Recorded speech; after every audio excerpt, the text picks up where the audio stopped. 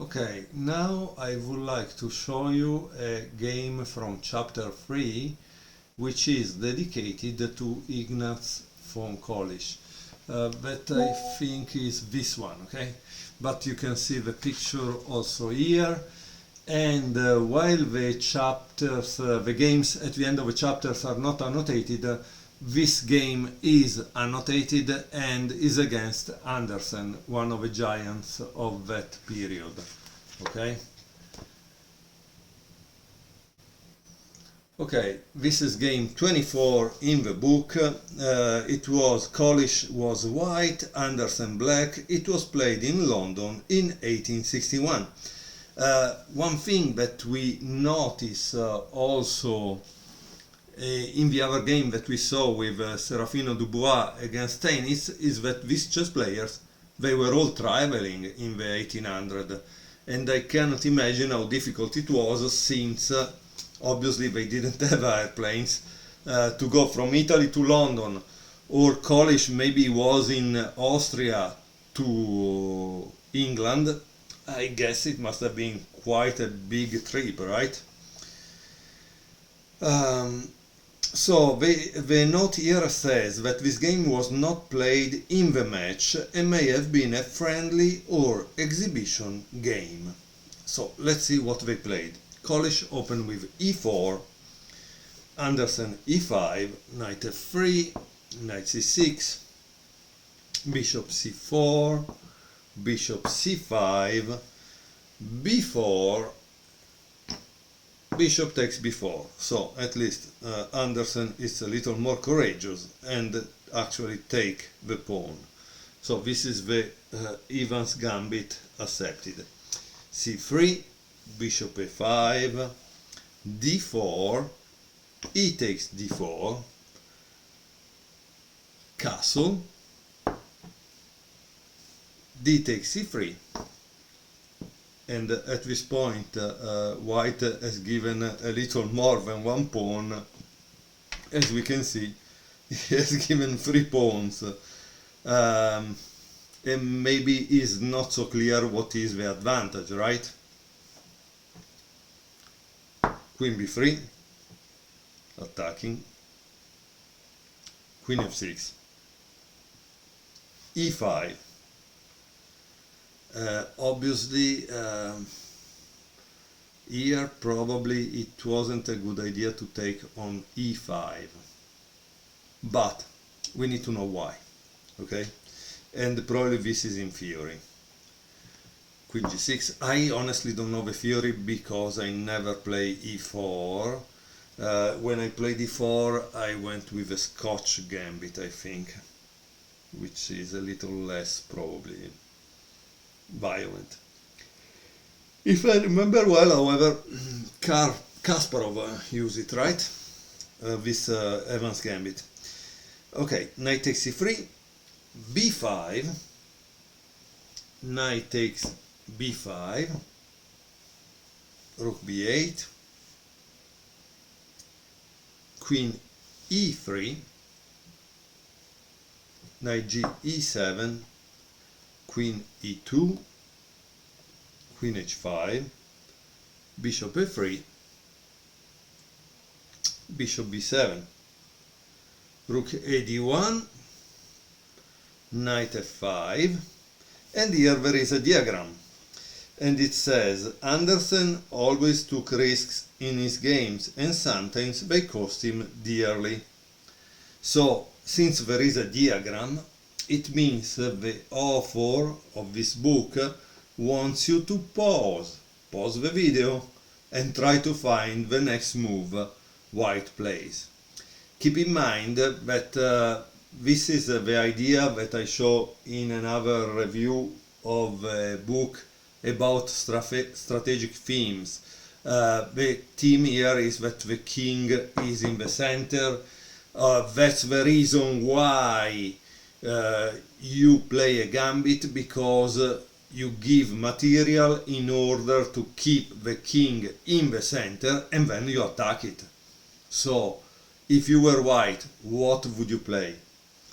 Kolisch played rook takes d7, okay? Obviously king takes d7, but do you have the courage to give up a rook? And here it says to keep the opposing king in the center. It does not matter if you lose a rook when the rest of your pieces are so well placed. And how does white continue at this point? e6, king c8, e takes f7, bishop a8, and now we have knight takes a7. As a good attacking player, Kolisch knows that he should not relax the pressure. Knight takes a7, queen e6, check, king d8, rook d1, knight d6, and here how would you continue? Also here try to always guess the next move, because this is the way that you learn how to play chess, right? The next move is rook takes d6. And here it says, seduced by the idea of a new piece sacrifice, von Kolisch misses a mate in 4. Ho ho! Wow! So it seems that bishop takes d6, there was a checkmate, right? In 4, so I think they found it with the computer, because it says queen h2, bishop takes h2. I mean, generally when it's so clear is the computer, so I don't care. Let's continue with von Kolisch, but at least he calculated by himself, and you will see that sometimes to calculate by yourself it's more difficult. C takes d6, so now white has lost the rook pair, eh? This is not a joke. Queen takes d6, king c8. The black king could not be more vulnerable. Bishop e6, king b7, bishop d5, queen takes d5, queen takes d5, king a6, bishop, queen c4, king b7,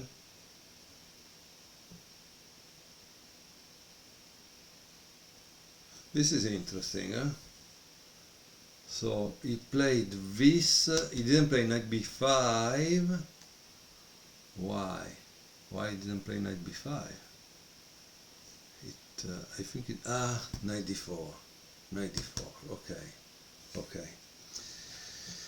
Okay, king b7, queen e4, knight c6, knight e5, king a6, queen c4, king a7, bishop c5, rook b6, bishop takes b6,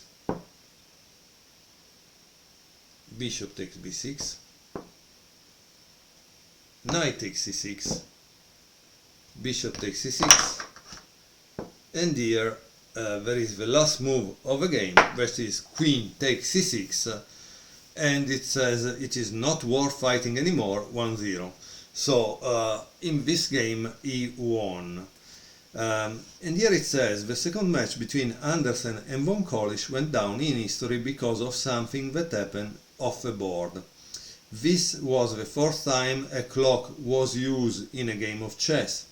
Each contestant had an hourglass placed in a horizontal position.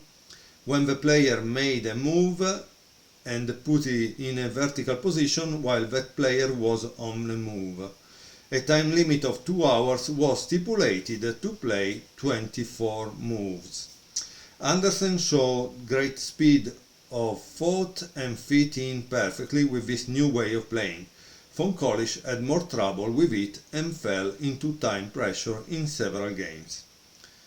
So that's kind of interesting, huh? Wow.